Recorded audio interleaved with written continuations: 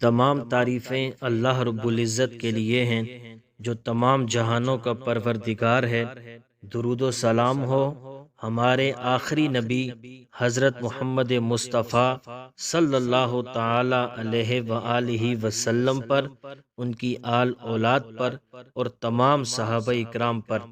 مسجد اقصی مسلمانوں کا قبلہ اول، خانہ کعبہ اور مسجد نبوی کے بعد تیسرا مقدس ترین مقام ہے۔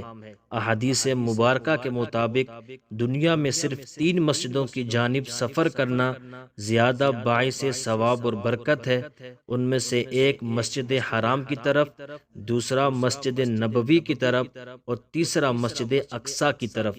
صحابی رسول حضرت ابو ذر رضی اللہ تعالیٰ عنہ سے حدیث مروی ہے، وہ فرماتے ہیں کہ میں نے رسول اکرم صلی اللہ علیہ وآلہ وسلم سے پوچھا کہ زمین میں سب سے پہلے کون سی مسجد بنائی گئی؟ تو اللہ کے نبی نے فرمایا کہ مسجد الحرام۔ تو میں نے کہا کہ اس کے بعد؟ تو اللہ کے نبی فرمانے لگے مسجد اقصی۔ میں نے سوال کیا کہ ان دونوں کے درمیان کتنا عرصہ ہے؟ تو اللہ کے نبی صلی اللہ علیہ وآلہ وسلم نے فرمایا کہ 40 سال۔ پھر فرمایا جہاں بھی تمہیں نماز کا وقت آ جائے نماز پڑھ لو، کیونکہ تمہارے یعنی مسلمانوں کے لیے تمام روئے زمین مسجد ہے۔ ایک روز حضرت میمونہ رضی اللہ تعالی عنہا نے امام الانبیاء سے مسجد اقصی کے بارے میں سوال کیا، جس پر آپ صلی اللہ علیہ وآلہ وسلم نے فرمایا کہ جاؤ اور وہاں پر نماز ادا کرو۔ اس پر حضرت میمونہ رضی اللہ تعالی عنہا نے کہا کہ اگر کسی کے پاس مسجد اقصی جانے کی سکت نہ ہو تو وہ کیا کرے؟ تو اللہ کے نبی صلی اللہ علیہ وآلہ وسلم نے فرمایا کہ پھر اس مسجد کو منور کرنے والی قندیلوں کے لیے تیل ہی روانہ کر دو۔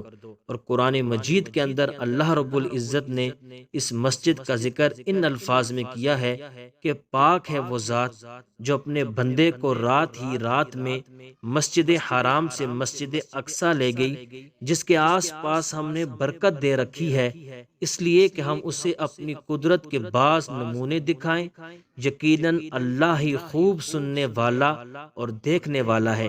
روایات تاریخ میں آتا ہے کہ حضرت یعقوب علیہ السلام نے وحی الہی کے مطابق مسجد بیت المقدس یعنی مسجد اقصی کی بنیاد ڈالی اور اس کی وجہ سے بیت المقدس آباد ہوا۔ پھر حضرت سلیمان علیہ السلام کے حکم سے مسجد اور شہر کی تعمیر اور تجدید کی گئی، اس لیے یہودی مسجد بیت المقدس کو ہیکل سلیمانی کہتے ہیں۔ یہی شہر حضرت عیسیٰ علیہ السلام کی پیدائش کا مقام بھی ہے اور یہی ان کی تبلیغ کا مرکز تھا۔ مسلمان تبدیلی قبلہ سے قبل تک اسی مسجد کی طرف رخ کر کے نماز ادا کرتے تھے، اور 620 عیسوی میں اللہ کے نبی صلی اللہ علیہ وآلہ وسلم جبریل امین کی رہنمائی سے مکہ سے بیت المقدس پہنچے تھے، اور مسجد اقصی میں تمام انبیاء کرام کی امامت کرنے کے بعد براق کے ذریعے آسمانوں کے سفر پر روانہ ہوئے اور یہیں سے معراج آسمانی کے لیے تشریف لے گئے۔ 624 عیسوی تک بیت المقدس ہی مسلمانوں کا قبلہ تھا، حتیٰ کہ حکم الہی کے مطابق کعبہ کو قبلہ قرار دیا گیا۔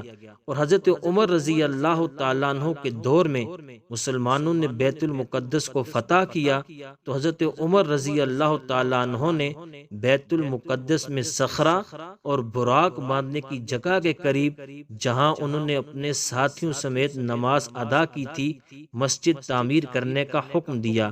اور 1099 عیسوی میں پہلی صلیبی جنگ کے موقع پر یورپی صلیبیوں نے بیت المقدس پر قبضہ کر کے 70,000 کے قریب مسلمانوں کو شہید کر دیا، اور مسجد اقصی میں بہت تعمیری رد و بدل کیا۔ مسجد میں کئی کمرے بنائے گئے اور اس کا نام معبد سلیمان رکھا۔ نیز متعدد دیگر عمارتوں کا اضافہ کیا جو اناج کی کوٹھیوں اور دیگر دیگر مقاصد کے لیے استعمال ہوتی تھی۔